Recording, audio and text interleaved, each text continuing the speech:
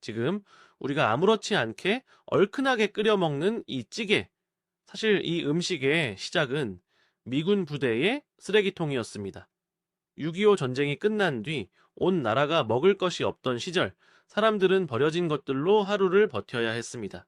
그런데 그 절박함 속에서 태어난 음식이 지금은 외국인 관광객들이 가장 먼저 찾는 한식이 됐습니다. 쓰레기통에서 시작된 음식이 어떻게 여기까지 올 수 있었을까요? 1950년 한반도 전역을 휩쓴 전쟁은 3년 만에 끝났지만 남은 건 폐허와 굶주림 뿐이었습니다. 특히 미군 부대가 주둔한 의정부, 동두천 같은 지역에는 먹을 것을 구하려는 사람들이 몰려들었습니다. 미군들이 먹고 남긴 음식 혹은 그대로 버려진 잔반들, 그것이 그 시절 가장 확실한 한 끼였습니다. 사람들은 그 잔반을 모아 큰 솥에 끓였습니다. 버터, 통조림, 파인애플, 양배추, 그리고 치즈 조각까지.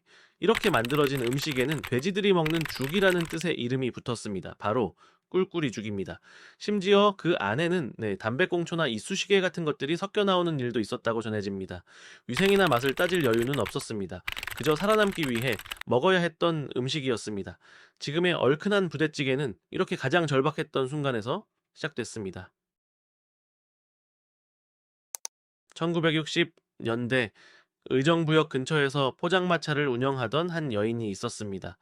이름은 허기숙.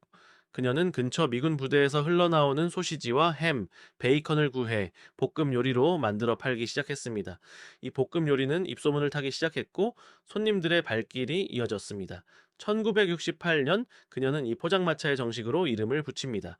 오뎅식당. 이름은 오뎅식당이었지만 정작 사람들이 찾은 건 소시지와 햄이 들어간 이 찌개였습니다. 네, 오뎅식당은 지금도 의정부의 원조 부대찌개 맛집으로 알려져 있습니다. 물론 부대찌개의 시작을 두고는 동두천이나 평택도 저마다 원조를 주장합니다. 하지만 어느 곳이 진짜 시작이었든 그 뿌리는 모두 같은 시절, 같은 절박함에 있었습니다. 처음에 부대찌개는 지금과는 많이 달랐습니다. 국물보다는 볶음에 가까운 안주 요리였죠. 그러다 1963년 한국에 라면이 처음 출시됩니다. 사람들은 이 라면 사리를 부대찌개에 넣기 시작했고 국물은 점점 얼큰하고 진해졌습니다. 네, 고추장과 김치가 더해지며 지금 우리가 아는 그 얼큰한 부대찌개의 모습이 완성됐습니다. 한편 서울 용산, 이태원 지역에서는 조금 다른 버전이 자리를 잡았습니다. 이름하여 존슨탕. 1966년 방한한 미국 대통령 린든 존슨이 즐겨 먹었다는 이야기에서 이름이 붙었다고 전해집니다. 존슨탕은 라면도 김치도 넣지 않습니다. 대신 치즈가 기본으로 들어가고 미리 조리해서 나옵니다. 부대찌개의 핵심 재료, 스팸은 오랫동안 정식으로 유통될 수 없었습니다. 미군 부대에서 몰래 흘러나온 물건이었으니까요.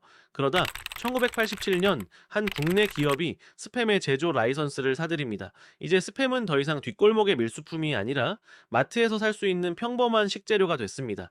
같은 해 부대찌개를 전문으로 하는 프랜차이즈 놀부가 문을 엽니다. 이후 놀부는 전국 1000개에 가까운 매장을 거느린 대형 프랜차이즈로 성장했습니다. 1998년에는 의정부의 부대찌개 거리가 조성되며 이 음식은 어엿한 관광 상품이 됩니다. 이듬해 지자체는 부대라는 이름을 지우려 의정부찌개로 개명을 시도했지만 사람들은 끝내 원래 이름을 다시 불렀습니다. 2015년 세계적인 셰프 앤서니 보댕은 방송에서 이 찌개를 소개하며 이렇게 말했습니다. 필요가 만들어낸 맛이라고. 2019년에는 미쉐린 가이드가 한국에서 꼭 먹어야 할 음식으로 부대찌개를 선정했고 한 조사에서는 중국인 관광객들이 가장 좋아하는 한식으로 이 찌개를 꼽았습니다. 전쟁의 쓰레기통에서 시작된 음식이 이제는 세계가 인정하는 한 그릇이 된 것입니다. 영상이 괜찮으셨다면 구독과 좋아요 부탁드립니다. 영상을 제작하는 원동력이 됩니다.